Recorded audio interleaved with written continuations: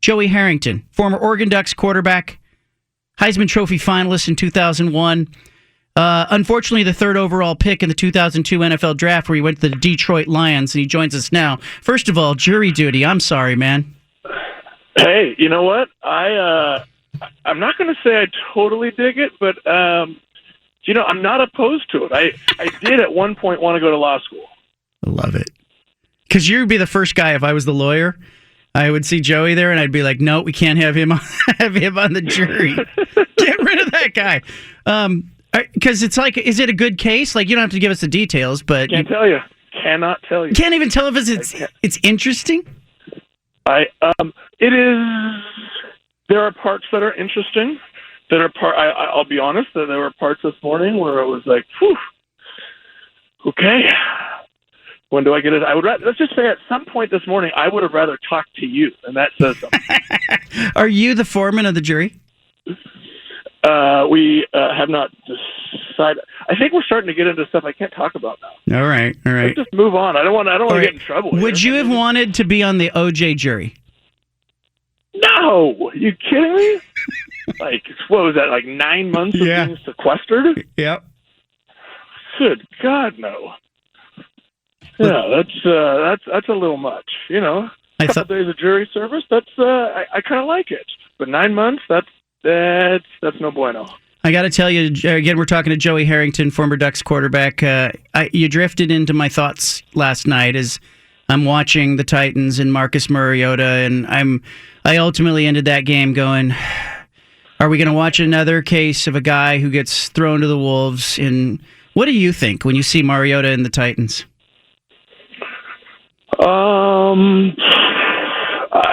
I think you see what happens to, I don't want to say everybody in the NFL, but look, there are times during his career where Marcus has looked really good, and then he gets injured, and then he comes back, and things have changed, and then the next time he's out, they can't protect him, and then the next time he's out, he's feeling good, but his wide receivers are injured. I mean, it's on very rare occasions do NFL quarterbacks have things that truly just fall into place.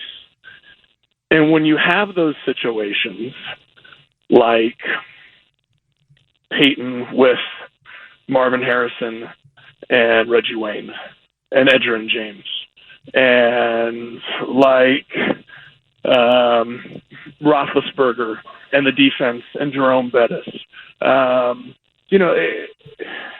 it works out. But for the rest of us, it's a fight, and it's always a fight. And now that doesn't mean that years from now he either stays where he is or goes to a new team and things don't work out. But as I've said to you so many times before, it is all about whether or not Marcus can maintain confidence in himself through all of these struggles, because that's the difference. He may not work out in Tennessee. That's the reality. But when he does go somewhere else and get another opportunity, which he will, he needs to still have that confidence in himself that he had the moment he walked into the NFL, but he needs to be able to apply all of the things that he's learned up to this point in his career. And there are very few people, because you truly just get your head beat in for 3, 4, 5 years, that at the point that you do have the experience and you do have the people in place, they still have the confidence to do it anymore. Joey, I watched him last night. He gets sacked 9 times.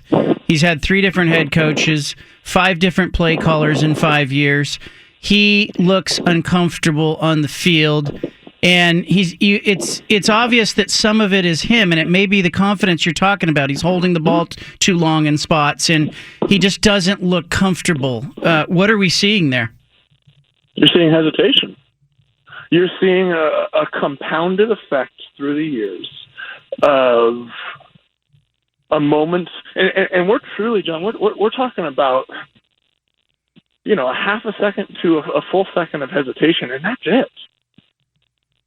And that is enough in the NFL to create doubt, to create turnovers, or just the very. I mean, let's say he hesitates for a second and it doesn't lead to a turnover. It still leads to a completed pass. But instead of that completed pass turning up the sideline for a first down, that completed pass is tackled for a 3-yard gain, and now you don't make the first down and you punt and you're off the field. Hesitation is the death of a quarterback in the NFL. And hesitation comes from so many different areas. It's a lack of confidence in yourself. It's a lack of confidence in what you're seeing. It is not knowing if you're going to be protected. It's not knowing if your guy can get free. It's not knowing where maybe you've got a new receiver that you haven't worked with and not knowing where he's truly going to come out of his break. I mean, there are so many different factors that go into this. And for those guys that don't have the consistency, it's why you see such a discrepancy between the Bradys, the Breezes, the Roethlisbergers, those guys who've been in one place forever. It's second nature. They could call the plays. They could call the game. But when you get guys who are constantly guessing and constantly trying to figure things out,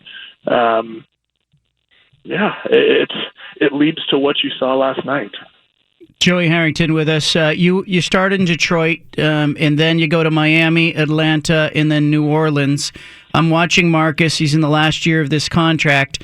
If you could handpick a spot for him to go, even if he had to be a backup to start with, give me an idea of the kind of system that you think in the NFL right now suits Mariota, or where might be a optimal destination. Ooh, boy. I would say based on what he was 4 or 5 years ago, maybe it's in Arizona, maybe it's a Kansas City, but I can't make that guarantee that he's the type of guy who will still want to use his legs at this point in his career, right? Who still is able to make those quick decisions. Those, it's an unfair criticism to make right now, but you're seeing the second guessings of Cam Newton, right? Right. Same type of thing.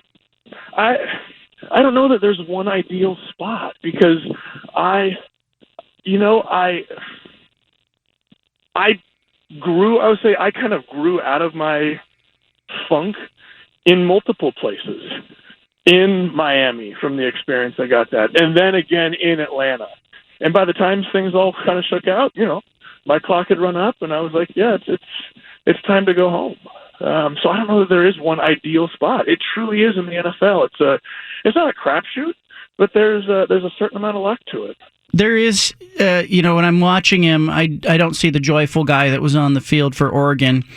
You relate to that, don't you? Yeah. No, it is very clear and very evident that it is a job, and it's not a fun job. There's a difference between a well-paying job and a fun job. NFL quarterback is a very well-paying job. It will set you up to do a lot of things. If you handle things correctly, it will set you up very well for the rest of your life. But it's not fun, and there's not always a lot of joy to it, and that's what you're seeing right now. Joey, before I cut you loose, you mentioned, hey, the time was up. How did you know it was time? I didn't enjoy it anymore. I mean, that truly was. I dreaded. And you know what? Let me back up. I dreaded going to Detroit, going into the facility. I dreaded going out in public in Detroit. I got over that. But by the time I'd been bounced around from team to team and coach to coach, and you mentioned 3 head coaches in 5 years. I had 10 head coaches in 7 years. I was tired of having my well-being and my family's well-being decided by the actions of other people over which I had no control. Right? at a certain point, my job security was completely affected by somebody else, and whether or not it was when I had Jack. We did a lot of interviews after I got back, and Jack was eating orange crayons. That's but right. As soon as I had my first kid, I realized, look, I'm not trying to bounce this kid around from Cleveland to Jacksonville to Baltimore just so I could hold a clipboard.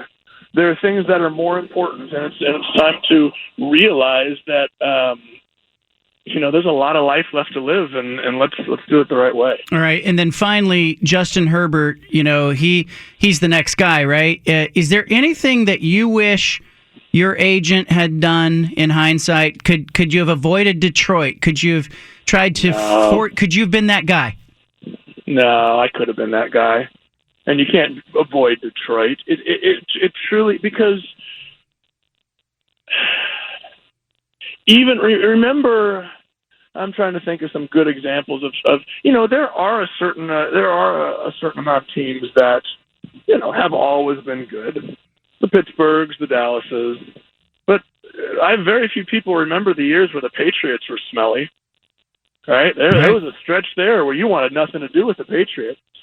It's just the cyclical nature of the NFL, and some owners do it better than others. And I wish there was a formula. I wish I had a better answer to give you, but you don't ever wish to go somewhere else.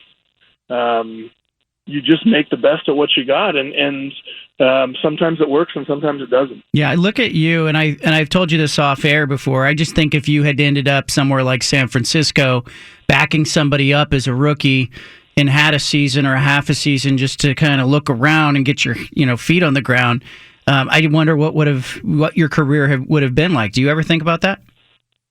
Not anymore, but I did, because those were two of the options. Washington and Kansas City were both looking for quarterbacks that year. Kansas City, I would have been sitting behind Trent Green, I believe, for a little bit. That could have been a good place to go, but I always come back to the same thing. I love where I am right now. I love being in jury duty in Multnomah County. And I would not be in jury duty in Multnomah County if I had been drafted by Kansas City in 2002. How about that? Amen. Joey, I really appreciate you, man. Call him how you see him in the courtroom, and appreciate you making time for this show. You bet, bud. All right, there he is, former Oregon Duck quarterback who ended up with, I wonder if Justin Herbert and whoever his potential agent might be, I mean, they know. Do you really want to end up in a nightmare situation where you are supposed to be the savior of a franchise? No, you want to be joining a franchise as a player that everybody goes, hey, this guy is, we have a great offensive line. We were just one piece away. We're picking 18th in this year's draft, not picking 1, 2, 3, 4, 5, or a team that should be picking deeper moves up to get you. It's a better scenario than, being the number 1, 2, 3, 4, 5 pick of a team that doesn't have a clue. That's why they're picking 1, 2, 3, 4, 5. They're bad in a league that has an equal salary cap, level playing field, the league that preaches parity above all. The worst teams pick first. You don't want to be picked first on that playground. Leave it here.